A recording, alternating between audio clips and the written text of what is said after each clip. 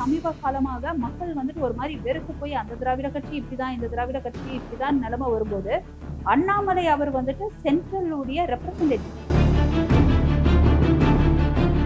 1000 ரூபாய் நாங்க குடுக்குறோங்க, பலபலன்னு இருக்கீங்களா, நல்லா ஃபேர் அண்ட் லவ்லிலாம் போட்டுட்டு, ஏங்க ஒரு பொண்ண விளையாட்டுக்கு கூட தெரியாதனமா கூட கமெண்ட் அடிக்கிறதுக்கு யாருக்கு உரிமை இருக்கு? இவங்க கொடுக்குற நலத்திட்டம்லாம் ரொம்ப அருமையான நலத்திட்டமாக தான் பார்க்கப்பட்டுச்சு. எப்பன்னா மாணவர்களுக்கு 1000 ரூபாய் கொடுக்குறேன் அப்படின்னு சொல்லிட்டு இதுக்கப்புறம் நீங்க போன் எல்லாம் மொபைல்ல ரீசார்ஜ் பண்ணிட்டு உங்க பாய் ஃப்ரெண்டு கிட்ட பேசிட்டு இருக்கலாம். இது என்ன சிந்தனை? சமீபத்துல என்ன பேசினாருங்க? காலையில இலவச உணவு, மதியம் 2 முட்டையோட இலவச உணவு, அப்படியே கொஞ்சம் உணவு சேர்த்து இருந்தா அது நைட்டுக்கும் ஆயிடும். 3 வேளையும் சாப்பாடு கவர்மெண்ட் பார்த்துக்கும். இப்ப இருக்கிற ஒரே வேலை ப்ரொடியூஸ் பண்றது. ப்ரொடியூஸ் பண்றதுக்கு அர்த்தம் என்னங்க? சமீப காலமாக இது ரொம்ப அதிகமா ஆகிட்டு இருக்குதுங்க. சிட்டிங் அமைச்சர்கள் பேசுறது பெண்கள் ரீதியா டபுள் மீனிங்ல பேசுறதுங்க.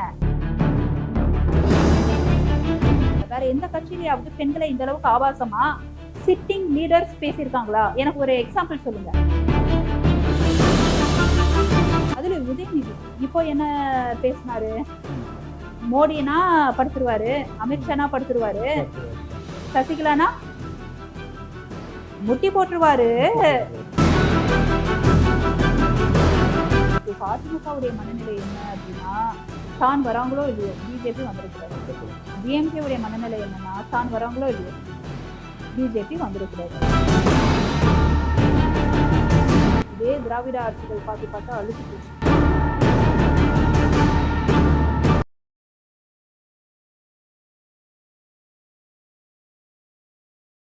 டவர் நியூஸ் நேயர்களுக்கு வணக்கம்.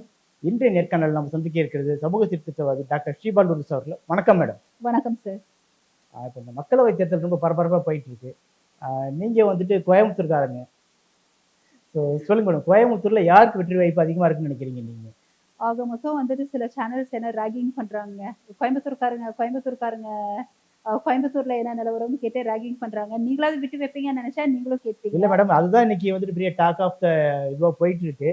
இந்த ஒட்டுமொத்த தேர்தலே தமிழ்நாடை பொறுத்த வரைக்கும் கோயம்புத்தூர் யாரு அப்படிங்கிறது இருக்கு. ஏன்னா ஒரு நிறைய இது பண்ணியிருக்காங்க. அண்ணாமலை வந்துட்டு அவ்வளவு பேசியிருக்காங்க. ஸோ அதுக்கான பலன் எதுவும் இருக்குமா இல்லையா அப்படிங்கிறது தெரியணும் இல்லையா? அதுக்காக இப்போ கோயம்புத்தூருடைய அரசியல் களம் பேசுறதுக்கு முன்னாடி ஃபர்ஸ்ட் கோயம்புத்தூர் பத்தி நம்ம கொஞ்சம் தெரிஞ்சுக்கணுங்க. அப்பதான் மக்களுடைய சுபாவம் என்ன, அவங்க என்ன எதிர்பார்க்கிறாங்க, எதுல அவங்க வந்துட்டு ஏமாறுவாங்கன்றது தெரியும். ஓகேங்களா? கண்டிப்பா. கோயம்புத்தூர் நமக்கு தெரிஞ்சதுல என்னன்னா மான்செஸ்டர் ஆஃப் சவுத் இந்தியான்னு சொல்லுவோம். காரணம் என்னன்னா ஹியூஜ் காட்டன் ப்ரொடக்ஷன்ல இருந்து, டெக்ஸ்டைல் இண்டஸ்ட்ரியில இருந்து, பம்ப் சிட்டி அப்படின்பாங்க. மோட்டார்ஸ், பம்ப்ஸ் எல்லாமே ஆக்சுவலி ஃபர்ஸ்ட் மோட்டார் வந்ததே பாத்தீங்கன்னா நம்ம கோயம்புத்தூர்ல இருந்துதான் அப்படின்ட்டு அது ஒரு பெரிய பேக்ரவுண்டா இருந்தாலும் நம்ம ஒண்ணு புரிஞ்சுக்கணுங்க. கோயம்புத்தூர் ஏரியால அது நிறைய பேருக்கு இந்த ஒரு விழிப்புணர்வு இருக்கா இல்லையான்னு தெரியல. 3000 கோடி டர்ன் ஓவர் கொடுக்கக்கூடிய கம்பெனி 7 இருக்குங்க. 2000 கோடி டர்ன் ஓவர் கொடுக்கக்கூடிய கம்பெனி 5 இருக்கு. 1000 கோடி டர்ன் ஓவர் கொடுக்கக்கூடிய கம்பெனி 30ல இருந்து 50 இருக்குங்க. உங்களுக்கு புரியுதுங்க நான் சொல்றேன்? 500 கோடி டர்ன் ஓவர் உள்ள கம்பெனிக ஒரு 50 கிட்ட இருக்கும். 100 கோடி டர்ன் ஓவர் கொடுக்கக்கூடிய கம்பெனிகள் அட்லீஸ்ட் 100 இருக்கும். அப்ப என்ன அர்த்தம்னா, இது தமிழ்நாட்டுக்கு மட்டும் இல்ல, இந்தியாவுடைய எக்கானமிக்கே ஒரு ஹியூஜ் கான்ட்ரிபியூஷன் கொடுக்கக்கூடிய one of the city Coimbatore. அதாவது இன்டர்நேஷனல் மேப்ல இடம் பெற வேண்டிய இந்த கோயம்புத்தூர் பத்தி நம்ம வந்துட்டு ஏதோ ஒரு தனியா மாவட்டமா நினைச்சு ஒரு தொகுதியா நினைச்சு பேசிட்டு இருக்கோமே தவிர்த்து இந்த கோயம்புத்தூருடைய பங்கு ரொம்ப ரொம்ப அதிகம். இப்போ இந்த கோயம்புத்தூருடைய மக்களை பத்தி பாத்துக்கலாங்க. ஒவ்வொரு மாவட்ட மக்களுக்கும் ஒவ்வொரு சுபாவம் இருக்குங்க. இந்த கோயம்புத்தூர் மக்கள் பாத்தீங்கன்னா அதிகமா பிரச்சனைகளை விரும்ப மாட்டாங்க. பிரச்சனைகளை கண்டா நவிழ்த்து போற மக்கள். 2 கோயம்புத்தூர்காரங்க சண்டை போடுறத சென்னைக்காரங்க யாரு பார்த்தாலும் சிரிப்பு வருங்க. எப்படி தெரியுங்களா சண்டை போடுப்பாங்க? நீங்க ஏங்க இப்படி பண்றீங்க, நாங்க இப்படி பண்ணோம்ல. இந்த சண்டை போடும்போது கூட வாங்க ஏங்க அப்படின்ற அந்த மரியாதை வறுமை, ஒருமை அப்படின்றது அவங்களுக்கு வராது. அது சுபாவமா வராது. அப்போ அவங்களுடைய மனநிலை என்ன அப்படின்னு பாத்தீங்கன்னா, மரியாதை, சுயமரியாதை, தன்மானம், இது மத்த ஆட்களுக்கு இல்லைன்னு நான் சொல்ல வரல. நான் இவங்களுடைய சுபாவத்தை ஜென்ரலா கோயம்புத்தூர்ன்றதுனால நம்ம பேசுறோம். இது இவங்களுடைய சுபாவம். இப்போ அரசியல் கட்சிகளுக்கு வரலாம். ஆரம்பத்துல இருந்தே கோயம்புத்தூர் மக்கள் பாத்தீங்கன்னா திமுக மேல அதிருப்தியில தான் இருந்தாங்க. அங்க அதிகமா எம்ஜிஆர் ஆதரவாளர்கள் தான் அதிகம். அதாவது தலைவரை பார்த்து ஓட்டு போடுற மக்களுக்கு மத்தியில எம்ஜிஆருக்காக ஓட்டு போடுறவங்க அதிகம்.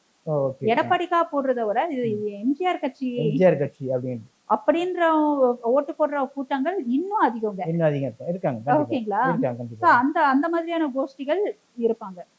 இன்னொன்னு வந்துட்டு திமுக விஷயத்துல முதல்லயே கொஞ்சம் அதிருப்தியா இருந்துகிட்டு தான் இருந்தாங்க. அதிமுக பீரியட்லயே திமுக விஷயத்துல அதிருப்தியா தான் இருந்துகிட்டு இருந்தாங்க. திமுக போன 3 வருஷம் வந்ததுக்கு அப்புறத்துல இருந்து ஆரம்பத்துல ஓகே, திரும்ப போக போக ரொம்ப அதிருப்தி ஆயிட்டாங்க. மின்சார கட்டண உயர்வு, ப்ராப்பர்ட்டி டாக்ஸ், இப்போ ஒரு ஸ்கீமை உள்ள கொண்டு வரீங்கன்னு வைங்களேன், இருக்கிற மத்த ஸ்கீம ஒருத்தர் வந்து என்ஜாய் பண்ணிட்டு இருக்காங்க, அந்த ஸ்கீமை கட் பண்ணிட்டு புது ஸ்கீமை கொண்டு வரீங்க. அது அந்த ஸ்கீமை அனுபவிச்சுட்டு இருக்கவங்களுக்கு தெரியும், உங்களுக்கும் எனக்கும் தெரியாது. நம்ம அந்த ஸ்கீமை யூட்டிலைஸ் பண்றது இல்ல. அவங்க அந்த தங்க தாலிக்கு திட்டம் அது இதுன்னு நிறைய பண்ணிட்டு இருந்தவங்க டக் டக்குன்னு அது கட்டாது. கேட்டா உங்களுக்கு நாங்க 1000 ரூபாய் தரோம் அப்படின்னா இதுக்கு அது கழிஞ்சு போச்சு, என்ன புதுசா தரீங்க, ஓகேங்களா? அது சட்ட ஒழுங்கு பிரச்சனை, சட்ட ஒழுங்கு பிரச்சனைகள் நடந்துகிட்டு தான் இருக்கு.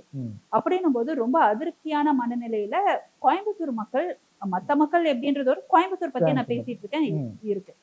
இன்னொன்னு, கோயம்புத்தூர் மக்களுடைய ஒரு மைண்ட் செட் என்னன்னா, தமிழ்நாட்டில் கோயம்புத்தூர் மட்டும் தனியா ஒதுக்கப்படுகிறதோ அப்படின்ற மனநிலையிலயும் இருக்காங்க. கோயம்புத்தூர்னா ஃபுல்லா கோயம்புத்தூர் கான்ஸ்டிட்யூன்சி சொல்றேன். அதுல நிறைய எதனால சொல்றீங்க ஒதுக்கப்படுது? ஏன் அப்படின்னா அவங்க அதிகமா வந்துட்டு அதிமுக சப்போர்ட்டர்ஸ் இருக்கிறதுனால இப்போ சென்ட்ரல்ல இருந்து சில ஸ்கீம் வருதுன்னு வைங்க, கோயம்புத்தூருக்கு கரெக்டா போய் சேர போறது இல்ல, சேரவும் இல்ல. அது என்ன ஸ்கீம்ஸ்னு உங்களுக்கு நான் அடுத்தது சொல்றேன். அது நான் பிஜேபி பத்தி பேசும்போது நான் அதை சொல்றேன். அப்ப உங்களுக்கு என்ன ஆகுதுன்னா, இப்ப நிறைய திட்டங்கள் இருக்கு, எங்களுக்கு வர மாட்டேங்குது, வந்து சேர மாட்டேங்குது. இப்ப மெட்ரோல எப்பவோ போட்ட திட்டம் கோயம்புத்தூர் அது லிஸ்ட்ல இருக்கு, நடக்கல. ஹைவே பாரத் மாலா ஸ்கீம் ஒண்ணு இருக்கு, எவ்வளவு பேருக்கு அது தெரியும்? அதுல வந்துட்டு ஹைவே இன்ஃப்ராஸ்ட்ரக்சர்ல கோயம்புத்தூர் டு கரூர் ஹைவே எல்லாம் திட்டங்கள் இருக்குது. மாநிலம் வந்துட்டு மாநில அரசு கொஞ்சம் சப்போர்ட் பண்ணாதனால இதுவும் மூவ் ஆகல. என்ன அர்த்தம் அப்படின்னா, இவங்க என்ன ஃபீல் பண்றாங்கன்னா, இங்க அதிமுக சப்போர்ட்டர்ஸ் அதிகமா இருக்காங்கன்றதுனால உண்மை அதுதான். அதிகமா பாத்தீங்கன்னா பழனிசாமிக்கும் செல்வமணிக்கும் இருக்கக்கூடிய செல்வாக்கு வேற யாருக்குமே இல்லாத மாதிரிதான் உள்ள போட்டாது. இப்ப அண்ணாமலை அவர்களே இப்ப சமீப காலமாக மக்கள் வந்துட்டு ஒரு மாதிரி வெறுத்து போய் அந்த திராவிட கட்சி இப்படிதான், இந்த திராவிட கட்சி இப்படிதான் நிலைமை வரும்போது, அண்ணாமலை அவர் வந்துட்டு சென்ட்ரலுடைய ரெப்ரசன்டேட்டிவ், இவர் ஒரு வாக்குறுதி கொடுக்குறாருன்னா அவர் நினைச்சா பண்ண முடியும், படிச்சவர், புரியுதுங்களா? அதனால அவரை வந்துட்டு ஒரு நல்ல ஒரு ஆல்டர்னேட்டிவா, யாருமே இல்லாத பட்சத்தில் இந்த அண்ணாமலை இருக்காருல்ல, இவரை நம்பி நம்ம வரலாம், இவங்களுக்கு இவ்வளவு தூரம் வாக்கு கொடுத்தோன்ற ஒரு மனநிலை அப்படியே மாறிட்டு வந்துட்டு இருந்தது. இப்ப மனநிலை அப்படிதான் இருக்குங்க. இப்ப நம்ம திரும்ப இந்த பக்கமே நம்ம வரலாம். திமுக விஷயத்துக்கு நல திட்டங்கள்னு பேர்ல எல்லாத்தையும் கொச்சப்படுத்தினாங்களா? அவங்க கொண்டு வந்த நலத்திட்டத்தையும் முழுசா முடிக்கல. குடும்ப தலைவியனாங்க, அப்புறம் சிலருக்கு தான் கொடுத்தாங்க. அந்த சிலருக்கு கொடுக்கறதும் பாத்தீங்கன்னா, எனக்கு இது சொன்னா எனக்கு ஒவ்வொரு தடவையும் சொல்லும்போது கோபம் வருதுங்க. இப்போ நம்ம வீட்டம்மா வீட்டுக்காரர் தான் கவனிக்கிறாங்க, பாத்துக்கிறாங்க, கரெக்டுங்களா? அப்போ அந்த வீட்டுக்காரர் சாயங்காலம் வராருன்னா வீட்டம்மாவை பார்த்துட்டு, என்னம்மா நல்ல பலபலன்னு ஃப்ரெஷ் ஆயிட்டு பவுடர் கொட்டி இருக்கிறியாமா அப்படின்னு வீட்டுக்காரன் கேட்பான். ரோட்ல போற எவனாவது ஒருத்தன் அந்த பொம்பளைய பார்த்து கேட்டா எப்படி இருக்கும்? இல்ல, அது தவறுதான். அது என்ன மாதிரியான ஒரு பார்வை? அது பலபலன்னு இருக்கியே, 1000 ரூபாய் வந்துச்சுன்னா 1000 ரூபாய் வந்துட்டு அரசாங்கம் கொடுக்குதுன்றதுனால இந்த பொம்பளைகளா என்ன அவங்க வீட்டு பொம்பளைகளா? தப்பு இல்ல. இல்ல, அது வார்த்தை தவறான வார்த்தை. அது முதல்வரை கூட கண்டிச்சு இது பண்ணாங்க. அவங்க அது கண்டிச்சு பிரயோஜனம் இல்லைங்க. பேசினது செட்டிங் அமைச்சர். அதாவது 1000 பேசிட்டு நம்ம மன்னிப்பு கேட்கலாம். ஆனா ஒன்னே நம்ம புரிஞ்சுக்கணும், உன்னை பேசுறாங்க ஃபர்ஸ்ட் அப்படின்னா அவங்க புத்தி எப்படி இருக்கும்? இல்ல, அது எனக்கு எப்படி தோணுச்சு அப்படின்னாக்கா, அது வந்துட்டு ஏதோ திட்டமிட்டு அவங்க பேசணும், அவங்க ஒரு மகளிரை இழிவுபடுத்தணும் அப்படிங்கிறதுக்காக இல்ல, நம்ம 1000 ரூபாய் ஸ்கீம் போய் சேர்ந்திருக்கு அப்படிங்கிற விஷயத்த சொல்லணும் அப்படிங்கிறதுக்காக அது அப்படிதான் பேசிருக்கான்னு பேச மாட்டாங்களே. இப்போ உங்களுக்கு புரியுதா? படிப்பறிவு, அனுபவம், நாகரிகம், சிஸ்டமேட்டிக்கா இருக்கிறது எவ்வளவு முக்கியன்றது உங்களுக்கு தெரியுதா? இவரு இதை ஒண்ணு சொல்லணும்னு நினைக்கிறாரு, அது வேற மாதிரி போயிருச்சு அப்படின்னால என்ன? அதுக்கான ஸ்கில் மிஸ் ஆயிடுச்சு, அதுக்கான பொட்டன்ஷியாலிட்டி மிஸ் ஆயிடுச்சு. தலைவருக்கான பண்பு என்ன?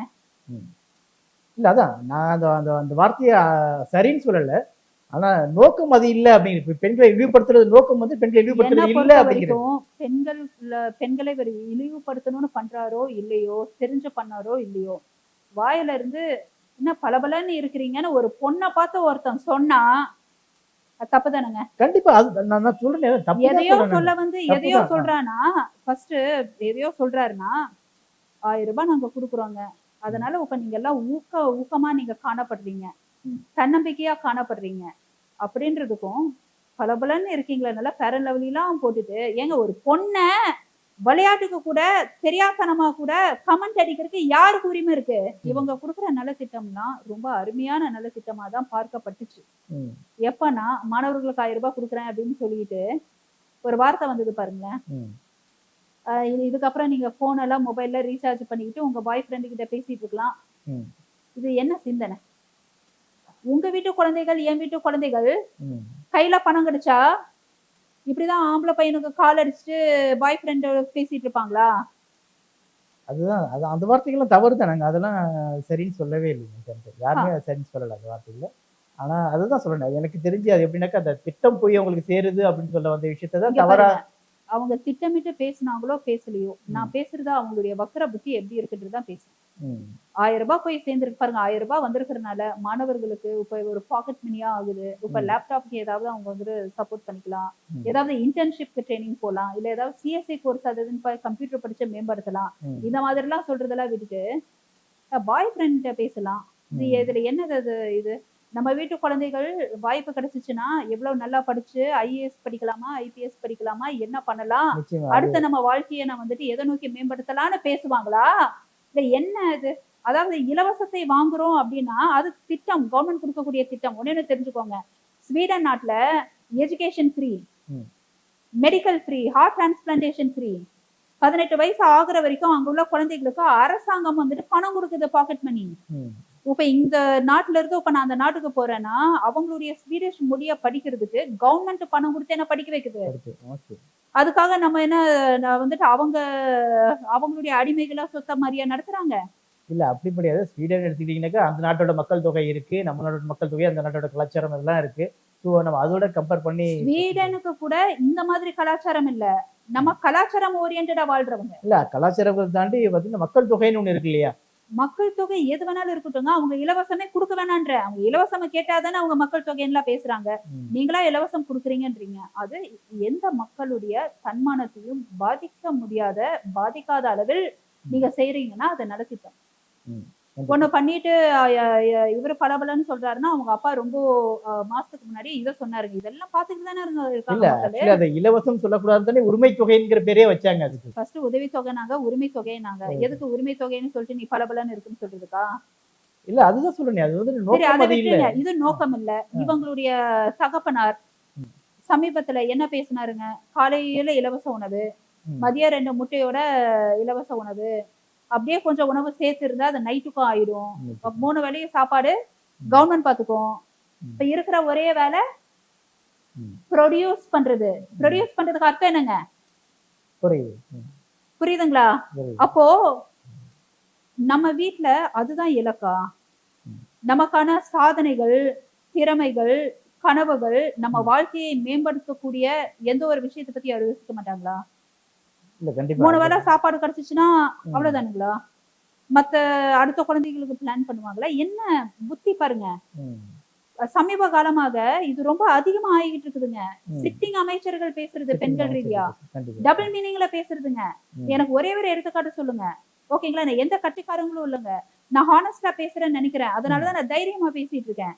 இல்லாததை எந்த கட்சிக்கும் சப்போர்ட்டா நான் பேசல. வேற எந்த கட்சியிலேயாவது பெண்களை இந்த அளவுக்கு ஆபாசமா சிட்டிங் லீடர்ஸ் பேசியிருக்காங்களா? எனக்கு ஒரு எக்ஸாம்பிள் சொல்லுங்க. இல்ல அப்படியாவது பெருசா ஏதாவது கட்சிக்காரங்க பேசியிருப்பாங்க, ஏதாவது அரசியல் இதுல பேசிட்டு இருப்பாங்க, இல்ல அவங்களுக்குள்ள வந்துட்டு ஏதாவது செயலாளர்கள் அவங்கவுங்கன்னு பேசிட்டு இருப்பாங்க. இவங்கெல்லாம் வந்துட்டு இருக்கிறவங்க, தலைமை பொறுப்புல இருக்கிறவங்க, இப்போ உள்ள ஆளும் கட்சியான மக்கள். அதுல உதயநிதியுடைய பேக்ரவுண்ட் என்னங்க நீங்க சொல்லுங்க. எடப்பாடியாவதுங்க கிளை செயலாளர்ல இருந்து வளர்ந்து வளர்ந்து ஹார்ட் ஒர்க் பண்ணி இந்த நிலைமைக்கு வந்திருக்காரு. யாரு கால விழுகலன்றது வேற. கரெக்டுங்களா? நான் இவங்க நிலவும் அவங்க நிலவுன்னு சொல்லல. ஆனா ஒருத்தரை பெண் ரீதியா வச்சு அட்டாக் பண்ணலாமா? போன எலெக்ஷனுக்கு முன்னாடியே வந்துட்டு கள்ளத்தனமானு சொல்லி அவங்களுடைய தாயை இது பண்ணாங்க, நம்ம எல்லாம் மன்னிச்சு விட்டோம். இப்போ என்ன பேசினாரு? மோடினா படுத்துருவாரு, அமித்ஷானா படுத்துருவாரு, சசிகலானா முட்டி போட்டுருவாரு. ம். கமாங்க இது ஆமா. நிறைய கமான்னு அழுத்தி எல்லா இதுலயும் நான் சொல்றேன் அப்படின்னா ம். முடியல. ம். நீங்க நினைக்கிற மாதிரிலாம் இல்ல. கால்ல விழுகுருக்கு. ம். அது டபுள் மீனிங்னு உங்களுக்கு எனக்கு புரியலீங்களா? கண்டிப்பா இல்ல. அவரே அந்த இடத்துல பாஸ் பண்ணி தான் சொன்னாரு. அது இது பண்ணிக்கலாம். அது தவறானது. அப்ப என்ன அது வக்ரமான அது ஒரு புத்தி. இல்லங்க பாஸ் பண்ணி சொல்றது தாங்க டபுள் மீனிங். இல்ல அவர் அதுதான் பாஸ் சொல்றேன். பண்ணிருக்கணும்ட்டே இல்ல. இல்ல பாஸ் பண்ணது அதுதான் தவறுன்னு சொல்றேன். அதுதான் தவறு நானும் சொல்றேன். அப்போ எவ்வளவு இது? அதே மாதிரி அடிக்கடி வந்துட்டு இந்த அதிமுக மக்களை வந்துட்டு இவங்க சொல்றதுங்க. அவங்களும் தான் பிரச்சாரம் பண்றாங்கங்க.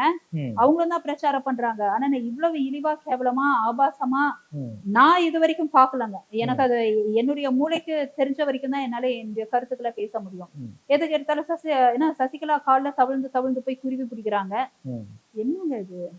அப்போ மக்கள் என்ன நினைக்கிறாங்க அப்படின்னா, திமுக ரூல்ட் அவுட். ம். அதிமுகவுக்கு செல்வாக்கு இருக்கு. ம். ஆனா அண்ணாமலை விஷயத்துல பாத்தீங்கன்னா, அவர் நல்லா படிச்சவரு, ஐபிஎஸ் ஆபீசரா இருந்திருக்காங்க, சிஸ்டமேட்டிக்கா பேசுறாங்க. ம். இப்போ கோயம்புத்தூரை பத்தி அவர் பேசுறாருன்னா, அவர் வந்து துண்டு சீட்டை பார்த்து பேசணும்ட்டு அவர் பேசுறாரு. நல்லா ம். பாத்துக்கோங்க. ஒருத்தர் ஒண்ணு ஆள்றாங்கன்னா, இன்னொருத்தர் எழுதி கொடுத்ததை பார்த்து துண்டு சீட்டை பார்த்து படிக்கக்கூடிய நிலைமை படித்த ஒரு நபருக்கு இல்ல. இல்ல நான் கண்டிப்பா. துண்டு சீட்டை பார்த்து பேசிட்டு நான் இந்த ஸ்டாட்டிஸ்டிக்ஸை நான் பேசல. ம். புரியுதுங்களா? எப்பொழுதுமே அந்த அந்த படிப்பு அதுன்றது படிச்சிருக்கணும்ன்றது நான் பெருசா நான் சொல்ல வரல. ஆனா அது ஒரு முக்கியமான ஒரு ம். ஒரு திறமை. ம். ஓகேங்களா? பொது வாழ்க்கையில இருக்கு அப்படின்ட்டு. அப்போ ம். மக்கள் என்ன பாக்குறாங்கன்னா, அண்ணாமலையுடைய எலெக்ஷன் மேனிஃபெஸ்டோல ம். எடுத்த உடனே அவர் என்ன சொல்லிட்டாருன்னா, நான் என்சிபி உடைய பிரான்ச்சை கொண்டு வரேன்ட்டார். ம். அப்ப என்சிபி வந்துச்சு அப்படின்னா ட்ரக்ஸ் புலங்கள் இல்ல. இல்ல. போதைப் பொருள், சில்ட்ரன் ரேப் அது இதுல இருந்து அவங்க வெளிப்பட்டுருவாங்க. ம். கோயம்புத்தூர் ஹாப்பி. அடுத்து என்ஐஏ கொண்டு வரேன்றாங்க. ம். என்ஐஏ கொண்டு வந்தாங்க அப்படின்னா டெரரிசம் காலி. ம். எஜுகேஷனு தனக்குன்னு வந்துட்டு அந்த ஒரு பெரிய ஐடி இன்ஃப்ரால இல்லைன்னு யோசிச்சுட்டு இருந்தவங்க ம். ஐஏஎம் முடியும் ஒரு காலேஜை கொண்டு வரேன்ட்டார். 3 ம். எது முக்கியம்னு சொல்றனோ உங்களுக்கு புரியுதா? எது புரியுது. பிரச்சனைன்னு சொல்றனோ இது இவர் பண்றேன்றாரு. பண்றாங்க. இவர் பண்றேன்னு சொல்லும்போது மக்கள் ஏன் நம்புவாங்கன்னா இவர் சென்ட்ரல்ல இருந்து ரெப்ரசன்டேட்டிவா சொல்றாரு. ம். அப்ப அண்ணாமலை என்ன பண்றாருன்னா, நான் மெட்ரோ அந்த 100 வாக்குறுதிகளை ஒண்ணா கொண்டு வந்தா 500 நாளுக்குள்ள முடிக்கிறேன்னு போது கோயம்புத்தூர் மக்கள் ம். அது பெரிய வரப்பிரசாதமா நினைக்கிறாங்க. இல்ல 500 நாள்ல ஒருவேளை அவர் ஜெயிச்சிருந்தாலுமே 500 நாள் அது பாசிபிள் நினைக்கிறீங்க. நான் 500 நாளுக்கு சொல்லட்டுங்களா? ஜஸ்ட் ஒரு 1 1/2 இயர் தான். 100 வாக்குறுதியுமே 500 நாள்ல நிச்சயமா முடிக்க முடியாது. இப்ப எல்லாரும் எப்படின்னா ரொம்ப ஸ்ட்ராங்கா தேர்தல் வாக்குறுதி குடுக்குற மாதிரி இவங்களும் குடுக்குறாங்க. குடுக்குறாங்க. ஆனா அதுல ஒரு 30, 40 முக்கியமான பிரச்சனைகளை இவங்க தீர்த்து வச்சாலே ம். கோயம்புத்தூர் மக்களுக்கு பெரிய நிம்மதி. அப்ப ம். இதெல்லாம் ஒரு சொல்லும்போது என்ன நினைக்கிறாங்கன்னா, நீங்க 100 வாக்குறுதியை பண்றீங்களோ இல்லையோ, ம். முக்கியமான பிரச்சனைகள் நான் சொன்னேன் பாருங்க. சரிங்க. ஆமா. இதெல்லாம் கொண்டு வந்தாலே பெரிய விஷயம். அவர் சரி. ஒவ்வொரு தொகுதிக்குமே வந்துட்டு இந்த ம். பிரச்சனைகள் கேட்கக்கூடிய ஒரு தொகுதியா மாத்துறேன் அப்படின்றாரு. ம். அதாவது அந்தந்த கான்ஸ்டிட்யூன்சி ஆபீஸா பில்ட் பண்ணி அங்க வந்துட்டு அவங்களுடைய குறை தீர்க்கும் ஒரு பகுதியா கொண்டு வரேன்றாரு. அப்ப இன்னும் ரொம்ப ஈஸியா இருக்கும். ம். எல்லாரும் எம்பின்னு அலையணும்னு அவசியம் இல்ல. எம்எல்ஏ கிட்ட போய் அலையணும்னு அவசியம் இல்ல. அந்த ஒரு ஆபீஸ்ல குறை தீர்க்கும் மனு ம். வருது.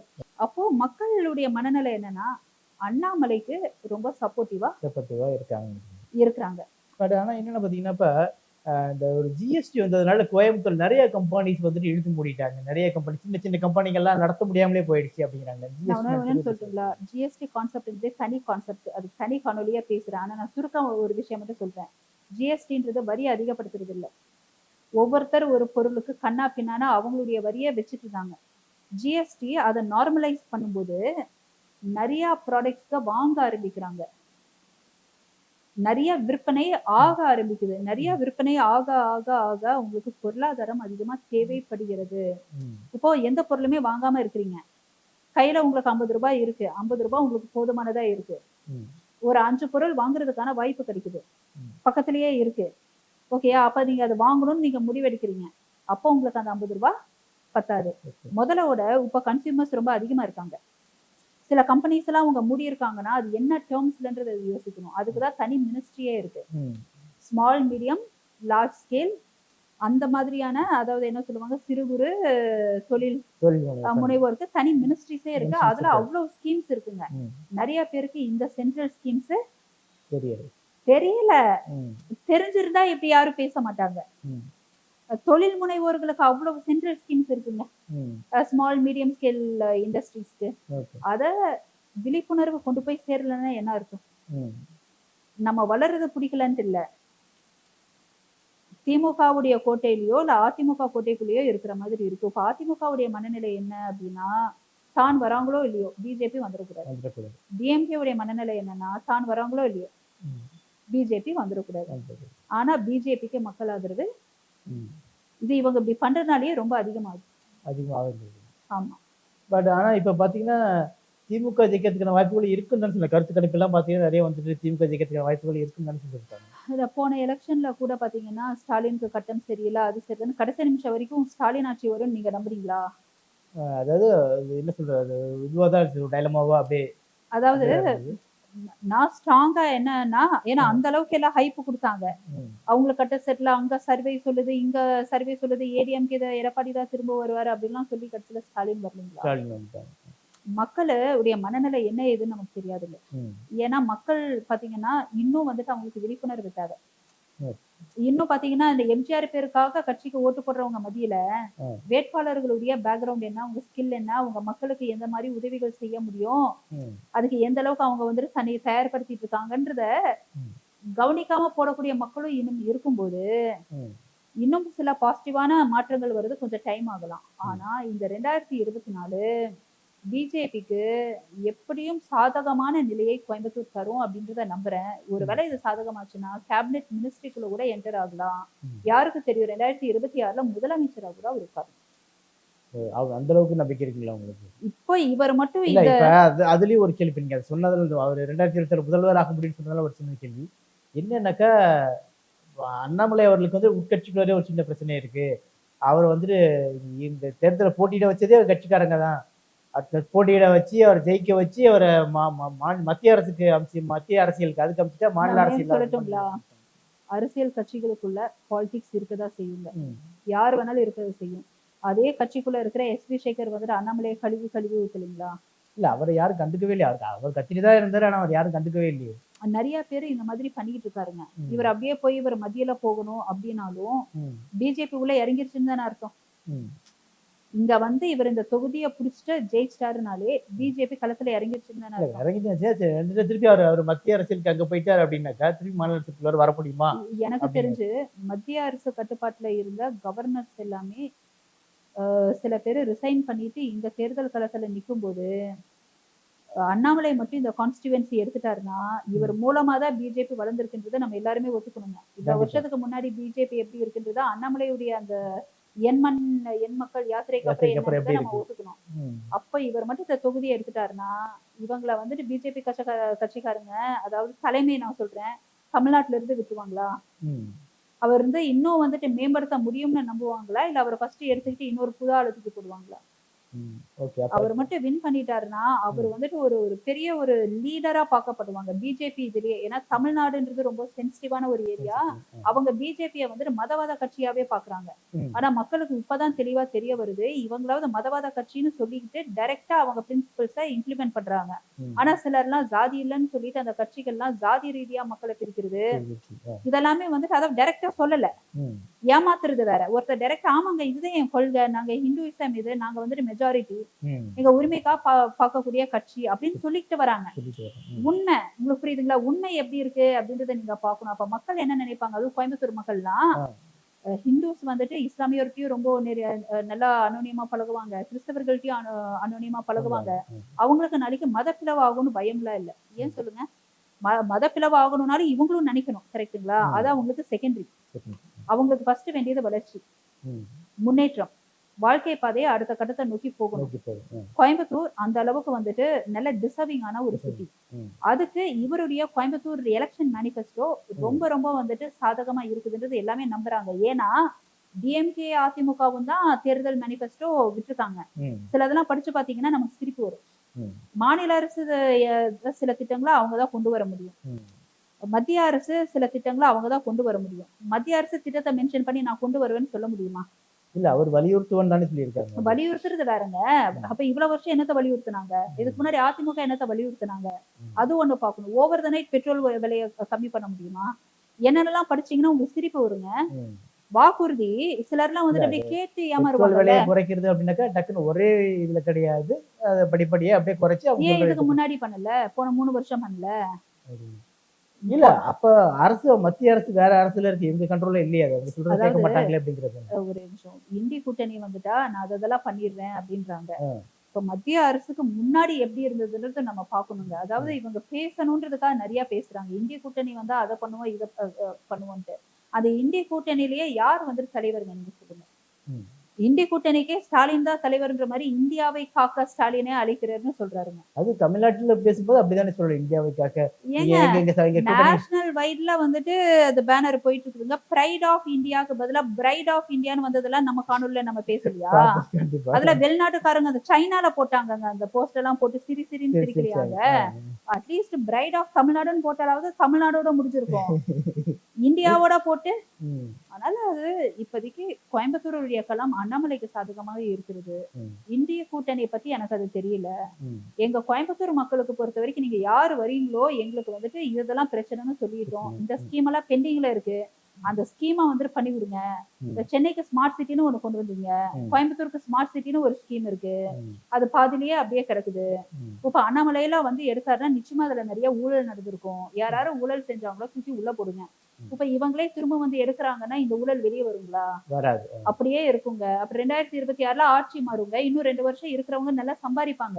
நம்ம அப்படியே தான் இருப்போம். சம்பாரிச்சு அவங்க பாட்டுக்கு போயிடுவாங்க. இப்ப எல்லாம் வேக வேகமா சம்பாதிக்கிறதுலதான் இருக்கிற மாதிரி இருக்கு.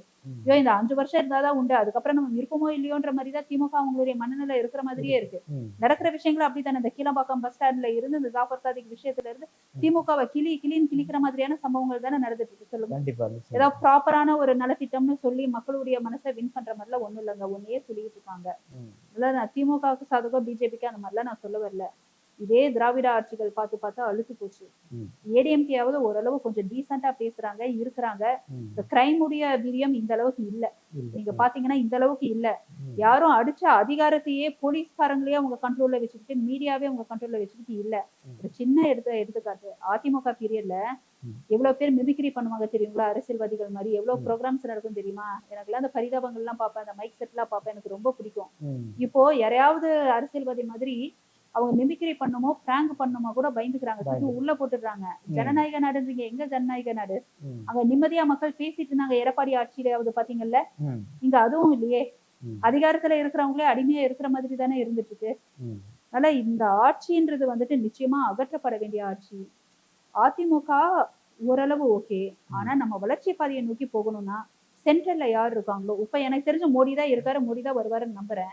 அப்படின்னா அண்ணாமலை வந்தாதான் கோயம்புத்தூர் மக்களுக்கு தமிழ்நாட்டுக்கு மக்களுக்கு கூட ஏதாவது ஒரு நல்ல விஷயம் நடக்கிறதுக்கு வாய்ப்பு இருக்கு. அந்த 500 நாள்ல அவர் ஒண்ணும் உறுதியா பண்ணலன்னா மக்கள் சட்டை பிடிச்சு கேட்பாங்க. முதல் மாதிரிலாம் இல்ல. இப்பெல்லாம் கேள்வி கேட்கிற மக்கள். அதான் அப்ப பார்க்க வேண்டிய விஷயம். ஆனா இப்போ அட்லீஸ்ட் நம்ம வாய்ப்பு கொடுத்தாதான் என்ன நடக்குறது நமக்கு தெரியும். வாய்ப்பு கொடுக்காமையா அது இதுன்னு பேசிட்டு இருந்தா ஒண்ணும் நடக்காது. ஓகே, இவ்வளவு நேரம் நம்ம அலுவலகத்துக்கு வந்து இவ்வளவு நேரம் நம்ம நல்ல தகவல் கொடுத்தது நன்றி.